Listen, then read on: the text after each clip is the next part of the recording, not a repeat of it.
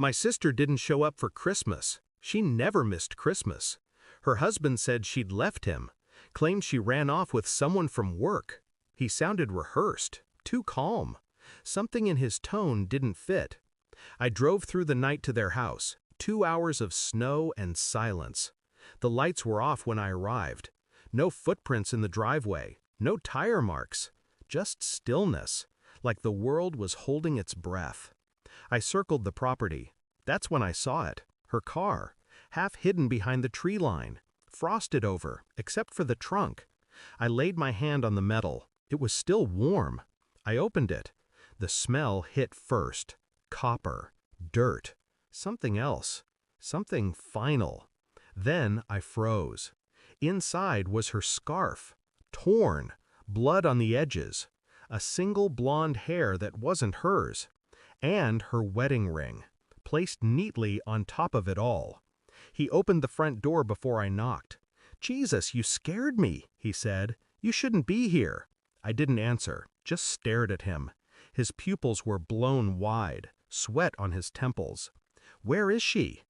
"She left," he repeated, slower now. "I told you. Her car's here." That made him pause. He glanced past me, toward the woods. A flicker of panic, so brief most people would have missed it. I didn't.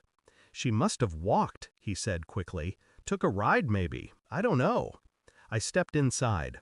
The living room was spotless. Too spotless. The air smelled faintly of bleach and lemon oil. On the table, her mug.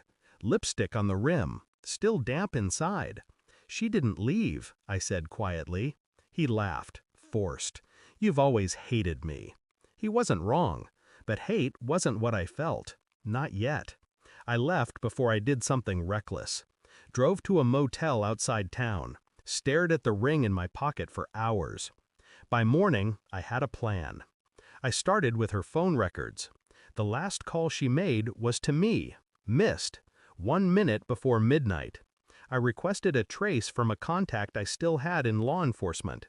Location, the woods behind her house. Same spot as the car. Then I checked his. His calls dropped off the same hour. No outgoing activity until sunrise. I didn't tell him I knew. I played the concerned brother, texting him updates, asking if he'd heard from her. He replied every time. Eager, helpful, overcompensating. "If she calls, tell her I love her," he said. Guilt always talks too much. 2 days later, I found a receipt in her car. Industrial-grade cleaning solvent. Bought the morning after she vanished. His signature. Still, I didn't confront him. Not yet.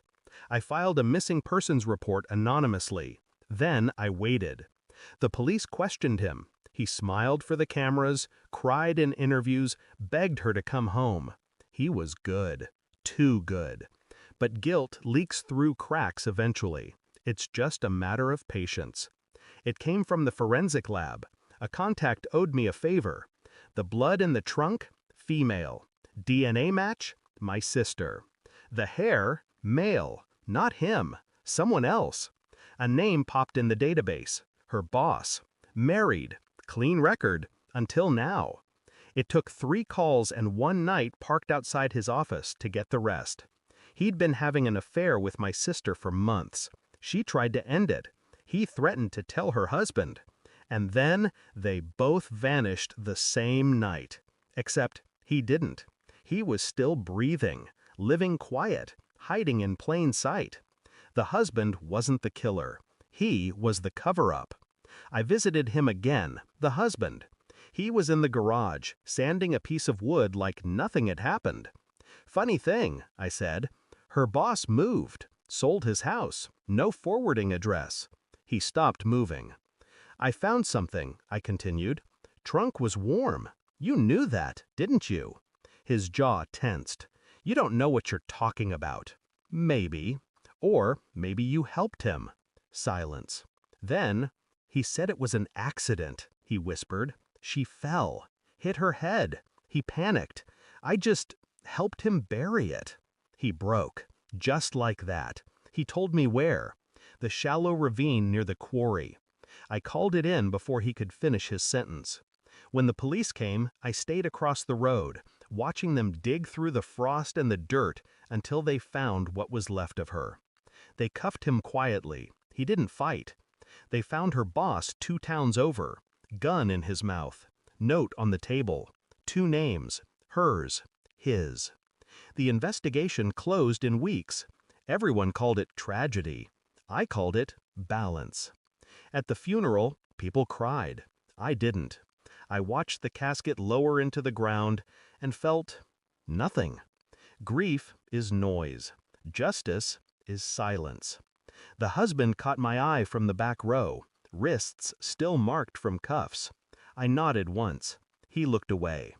As the earth covered her, I finally understood something. Some truths don't set you free. They just make you colder. And colder was all I had left. Thanks for watching. Don't forget to like, share, and comment. Subscribe now to Cheating Stories Insight World for more amazing stories.